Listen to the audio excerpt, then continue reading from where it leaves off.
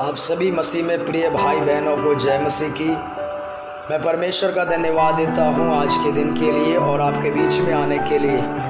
बड़ा उत्साह मुझे हो रहा है और इस बात के लिए क्योंकि मैं आपको एक बड़ी सच्चाई बताना चाहता हूं जो मेरे और आपके लिए बढ़ोतरी का कारण होगा, आत्मिक क्षेत्र में जागृति का कारण होगा और बहुत ही आशीषों का कारण होगा।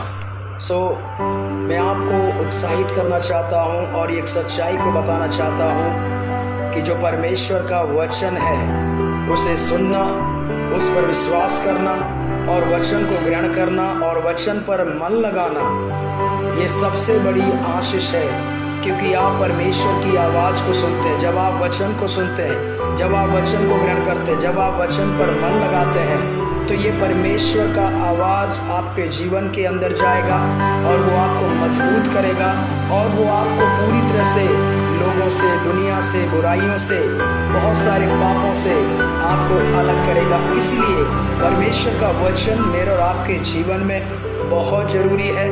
परमेश्वर के वचन के लिए भूखे बने रहें, परमेश्वर के वचन के लिए प्यासे बने रहें और परमेश्वर के वचन के लिए तैयार रहें। चाहे प्रचार में सुने, चाहे आप जहाँ पढ़ते हैं, खुद पढ़ते हैं, कोई बात नहीं। अगर आप बिजी हैं तब भी आपको परमेश्वर का वचन चाहिए। वचन आपकी बढ़ोतरी को लेकर आएगा। वचन पढ़ने वाले व्यक्ति कभी भी अंधकार में नहीं रहेंगे, कभी भी कमजोरी में नहीं रहेंगे, क्योंकि वचन परमेश्वर का हथियार है। और ये वचन को मैं आपको पढ़कर मैं आपको उत्साहित करना चाहता हूँ कि वचन में कितना सामर्थ्य है। एक वचन मैं आपके लिए पढ़ता हूँ, प्रकाशित वाक्य उसका 1:3।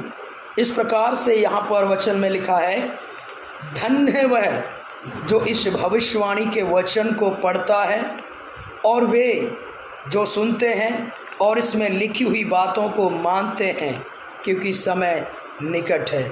मेरे भाइयों और प्रिय बहनों, मैं आपको उत्साहित करना चाहता हूँ कि ये जो बाइबल का किताब है ये कोई भी धर्म बदलने वाला किताब नहीं है। ये परमेश्वर का आवाज़ है। जो इसको सुनता है, जो इसमें मन लगाता है, जो इसकी ओर दृष्टि करता है, उसका जीवन बदलता है। तो वचन पढ़ने से ही एक बड़ी आशीष है। ये कोई साधारण किताब नहीं है या ये कोई मनगढ़ंत किताब नहीं है। ये पवित्र आत्मा की प्रेरणा से लिखा गया। प्रभु के संतों ने इसको बड़े ही प्रकाशनों के साथ, बड़े ही बलिदान के साथ और बड़े संघर्ष के साथ और बहुत ही मेहनत के साथ प्रभु से जुड़ते हुए परमेश्वर से जो प्राप्त किया है, वही आज परमेश्वर ने मुझे और आपको उनके द्वारा यहाँ तक पहुँचाया है। तो यहाँ पर लिखा है कि जो कोई भी वचन को सुनेगा, हो सकता है आप वचन सुनने वाले व्यक्ति नहीं हो या आप अपने कामों में व्यस्त हो, लेकिन मैं आपको उत्साहित करना चाहूँगा, आप जिस भी क्षेत्र में हैं, जहाँ कहीं भी हैं, परमेश्वर के वचन को पढ़ना है, परमेश्वर के वचन की ओर मन लगाना है। सब चीज़ों से ज़्यादा आपको प्रभु के वचन के बारे में सोचना है। इस वचन को पढ़ने वाला व्यक्ति आशीषित होगा, इस वचन को सुनने वाला व्यक्ति आशीषित होगा और वचन को ग्रहण करने वाला व्यक्ति भी आशीषित होगा। क्योंकि वचन के अंदर क्या है, आप जब वचन पढ़ेंगे आपको यहाँ पर दिखाई देगा कि दुष्ट आत्माएं से भरे लोगों को यीशु ने आज़ाद किया।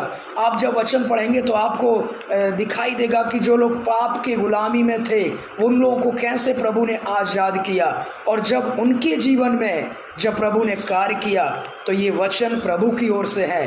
तो परमेश्वर का वचन को आप सुनते भी हैं, उसे ग्रहण करते हैं, वो एक बड़ी आशीष है। एक और वचन मैं आपके लिए पढ़ना चाहता हूँ, मत्ती रचित सुसमाचार उसका 7 अध्याय और उसका 24 से मैं आपको पढ़ना चाहता हूँ। 7 अध्याय मत्ती रचित सुसमाचार 7 उसका 24 से। यहाँ पर कितना बड़ा एक सच्चाई है। यहाँ लिखा है, इसलिए जो कोई ये मेरी बातें सुनकर उन्हें मानता है वह उस बुद्धिमान मनुष्य के समान ठहरेगा जिसने अपना घर चट्टान पर बनाया और मेह बरसा, बाढ़ें आई, आंधियाँ चली और उस घर से टकराई, फिर भी वह नहीं गिरा क्योंकि उसकी नींव चट्टान पर डाली गई। परंतु जो कोई मेरी ये बातें सुनता है और उन पर नहीं चलता, वह इस निर्बुद्धि मनुष्य के समान ठहरेगा जिसने अपना घर बालू पर बनाया, और मेह बरसा, बाढ़ें आई, आंधियाँ चली और उस घर से टकराई और वह गिरकर सत्यानाश हो गया। तो यहाँ लिखा है कि जो कोई मेरी ये बातें सुनकर उन्हें मानता है, वह उस बुद्धिमान मनुष्य के समान ठहरेगा जिसने अपना घर चट्टान पर बनाया। सो मेरे भाई और बहनों, कितना ज़रूरी है हम परमेश्वर के वचन का प्रचार करें, कितना ज़रूरी है हम दूसरों को परमेश्वर के वचन को सुनाएं, क्योंकि परमेश्वर का वचन आपको बुद्धिमान बनाएगा। परमेश्वर का वचन आपके जीवन में बड़े छुटकारे को लेकर आएगा। आंधियाँ, समस्याएं, तूफान, जो कुछ भी आपके जीवन में हो रहा है, उनके ऊपर राज करने के लिए परमेश्वर का वचन आपके जीवनों में भेदों को खोलेगा।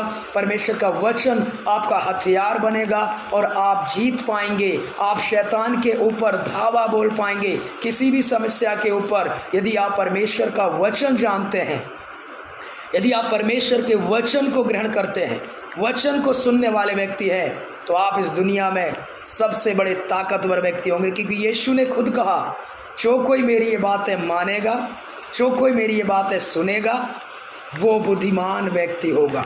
एक और बहुत ही आशीषित आयत है, मैं आपके लिए पढ़ना चाहता हूँ।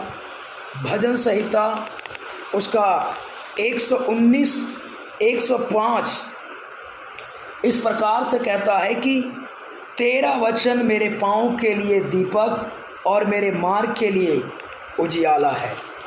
सो क्या ब्लेसिंग है परमेश्वर के वचन को सुनना, क्या आशीष है परमेश्वर के वचन की ओर ध्यान देना।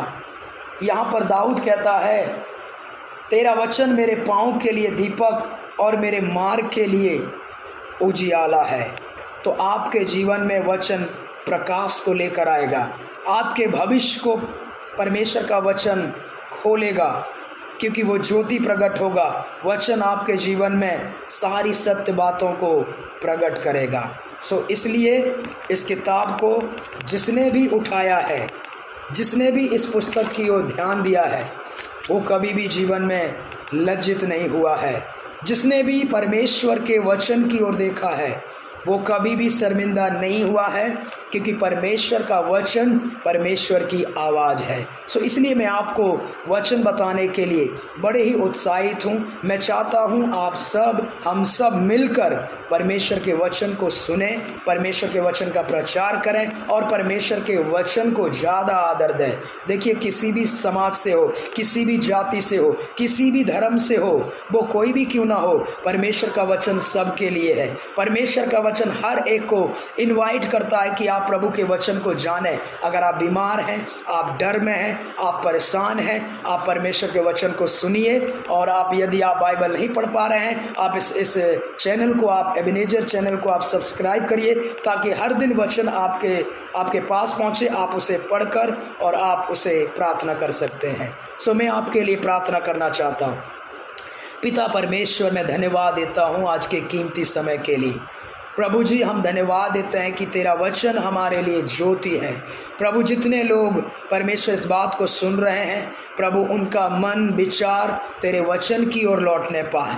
परमेश्वर, लोग तेरे वचन को आदर देने वाले बन जाएं, वचन को ग्रहण करने वाले बन जाएं, और वचन इनकी ज़िंदगियों में राज करे, वचन इनकी ज़िंदगियों में चंगाई लेकर आए, वचन इनकी ज़िंदगियों में सुरक्षा लेकर आए, और वचन इनके ज़िंदगियों में मार्गदर्शन बन जाए। पवित्र आत्मा एक एक को नया मन दे, नया हृदय दे, ताकि वचन की ओर ध्यान लगा सके। पिता, उन्हें भूख उत्पन्न होने पाए, प्यास उत्पन्न होने पाए तेरे वचन को सीखने के लिए, सिखाने के लिए। प्रभु, तेरी महिमा के लिए प्रभु हर एक जन के जीवन में तेरा वचन राज्य करे। धन्यवाद पिता परमेश्वर, आपने प्रत्येक को ब्लेस कर दिया, आशीष कर दिया। धन्यवाद देते हैं, यीशु मसीह के नाम से इस प्रार्थना को मांगते हैं, आमीन।